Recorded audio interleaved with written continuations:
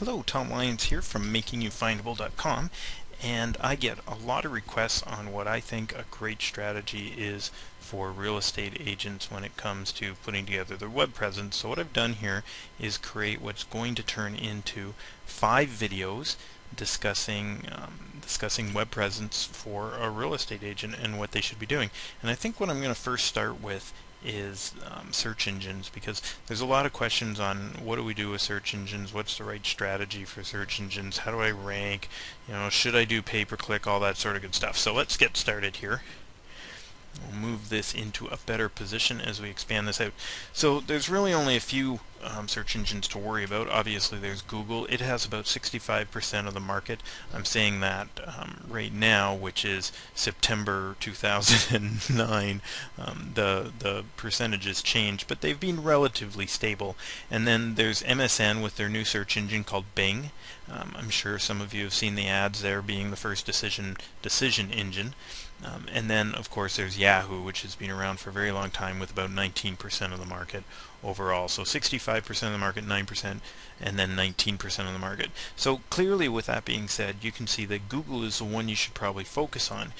There's a couple things that you can do with all three of these.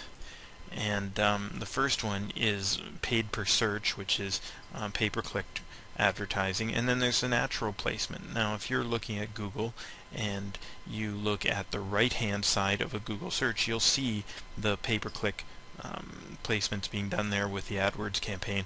And then if you look at the left hand side, that's where the natural search engine placements happen. So with that being said, you want to focus on both. Now I've put the percentage of where the clicks end up. So if you have pay-per-click ads running, about 35% of the traffic goes towards the pay-per-click ads and 65% of the traffic goes to the natural search or organic side of the search traffic.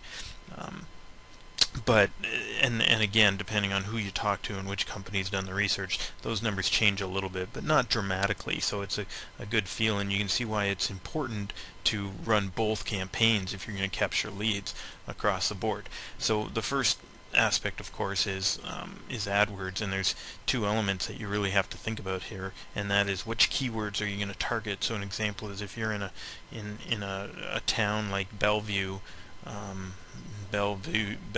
Idaho, then you would want to target the term Bellevue real estate would be a term that you might target. You might target Bellevue homes for sale. There might be a big suburb in your community that you might want to target that people are interested in. So you would go West Park Village real estate, or West Park Village homes for sale, and you try and build on those keywords and those keyword phrases. I'm using very generic terms here, but you'd want to build on them and start to target them and then bid on them. When you're bidding on those keywords, there's things that Google measures. One is how many people click on the term that you've bid on and click on your ad, which is your click-through rate, and then also the relevance of the website you're sending them to and the relevance of the term that you're actually targeting, and it maxes, or it mixes all of those together to come up with what's called a quality score. And that quality score will determine on how well you rank for the paid search terms and how much you're going to pay per click. So by making sure that you target the correct terms that are relevant to your website and relevant to the search term that you're using, and people are actually clicking on it, you will pay substantially less than somebody who is untargeted, and as a result you'll get better leads, more traffic, and you'll be rewarded more by Google. So there's a few things you want to target. You certainly want to target your local terms and phrases, which we've talked about already. And then the last thing is you want to make sure you target your names. You definitely want one of your search keyword phrases to be Tom Lyons or Century 21 Bellevue, right, or whatever the name of the brokerage is, because people type those terms in too when they're looking for you, and you want to make sure that they find you even if you're in the #1 position on the natural placement side of it, right? Remember that it's a 35-65 split, so you should be in both. You should be make sure you're showing up on both sides of the natural and the paid version of the search engine, or in this case Google. And it's not that expensive to buy your name, and it's not that expensive to buy your brokerage's name. There's generally not a lot of competition, for instance, to buy your own name, so the ads are cheap. And then of course the next part here is what to do with your ads. And when you write your ad, say you're targeting a term Belleville real estate, you want to make sure that that term shows up within the ad. So you may make the title Belleville real estate, and then the rest of the ad maybe find listings, pictures, and virtual tours of properties for sale in the Bellevue area. As long as if you can fit all that in. I'm sure that might be a little bit long, but put that in the ad, and you can see the search term that somebody might type in is Belleville real estate, and the search title you put in was Belleville real estate. So they're connected to, and that helps your quality score.